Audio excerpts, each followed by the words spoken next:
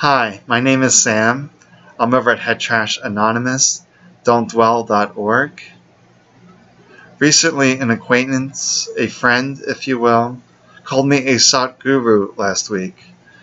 I wasn't really sure. Am I a Satguru? What does that really mean? Who is a Satguru? I'm not really planning this out. Not sure if the lighting's right, the audio, but I just want to dive into this to explore. What is a Satguru? The Sat is the knower, the Sat is the soul, and the Guru is the teacher. So you could say, teacher of the soul. Am I a teacher of the soul? Interesting question. In 2011, I had my first awakening experience. I just began meditation at that point. 3 months later, I heard that voice say perfect spirit. So then I realized that my spirit was fine. It was simply the flesh that was damaged from the multiple sclerosis, the bipolar, the psoriasis, the arthritis, the migraines, all that stuff that I had. I realized that my spirit was fine. I'm not this body, I'm not this flesh. It's just a vehicle to carry the soul around. So this was my first awakening experience of seeing that this nonsense, this head trash, is not the truth. It filters the world. It alters the world, the way we see things. We see things as good or bad, or right or wrong. Today I see that as just an experience, but I didn't always see it that way. So in 2011, I had my first awakening experience. And in 2012, I healed, I recovered the body completely from all this damage. But at that point, I probably still wouldn't call myself a Satguru. I still had a lot of shadows, a lot of work still to be done. And you can see this with some other teachers. When they first began to where they are now, there seems to be like a deepening, if you will. I really like the word deepening because I don't subscribe to the word up-level, ascension, but we're actually descending. We're actually diving below the thoughts into our core, into our spirit. So I really want to identify like teacher of the soul in 2011, 2012, even up to 2015. I don't know if I would do that because I can look at my older videos and I was still quite reactive. But now, beginning of this year, I really got focused on my message that this is just head trash. This is not who we are. This is not our truth. Our truth is right in here. So I'm a teacher of truth. I want people to let this go and really dive in. Really dive in. Who are they? Who are you really at your core?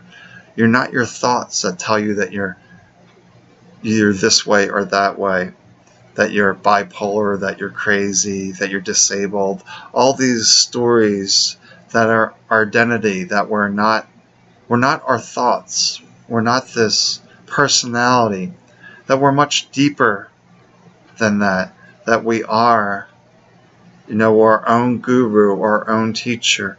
I want people to let this go and see that you live in this body. You know what's best for you. Others are just guessing what's best for you. So this is where I really try to help people today. And maybe I am in that place of Satguru. I don't know. I could look at my videos 3 years from now and say, oh, I still had a long ways to go. There's still some head trash bouncing around. But I think I've done a pretty good job over the last 5-6 years of clearing this out. Still some things arise, and I'm able to process them fairly quickly and let them go. But I really want people to see that they are everything that they need. They have everything right here. That we just need to relax, to learn to let go, to just sit here, enjoy life. That life is meant for enjoyment, for play, and this creates problems, creates real seriousness. I was recently, being sidetracked here, just coming to me. Somebody would say, well, what about the person that has cancer? Well, yeah, that's true. Cancer is difficult. But can they see that their body has cancer, but they are not cancer? They are this perfect spirit who's having the experience of a body with cancer. And it's a very difficult situation, just like it was very difficult when I had multiple sclerosis, not being able to walk. But I recovered because I realized the spirit was perfect. And if I could just listen to my own intuition, my own wisdom, it would provide the steps to recover. And that's what I tell people, to expect miracles. That if you truly listen to yourself, you will create miracles because your body knows what it needs. This up here is constantly guessing. We have to get outside the box and really dive into who we are. So maybe I am a Satguru today. I'm not sure I could look back in a few years and say, I still have some work to do. There's still some shadows. But I know I'm getting closer and closer, that I keep diving deeper and deeper and deeper into who I am. That I'm not up-leveling, that I'm not ascending. Because that gets the mind looking up outside of itself. I want people to come down and look within themselves to see who they truly are.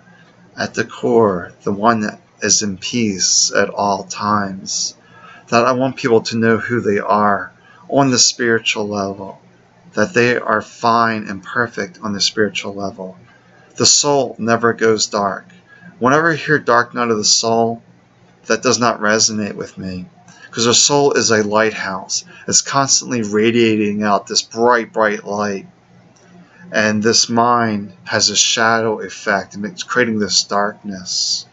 So if there is any kind of dark night of the soul, it only happens when the mind gets really quiet and you're just sitting. You realize that there's nothing to do. There's no impulse to go live life. If anything, that's a darkness of the soul, when the personal will drops away. And there's no divine will, there's no divine spark that you need to go do something. But that's what I'm seeing today, that I just can't sit here and do nothing. I have to find that impulse to create a living, to provide for my needs. Because no one else is going to take care of me. I have to take care of myself. And I try to live on donations, but that does not work, unfortunately, because people don't see the value of letting go of this. They like their story, they like their identity.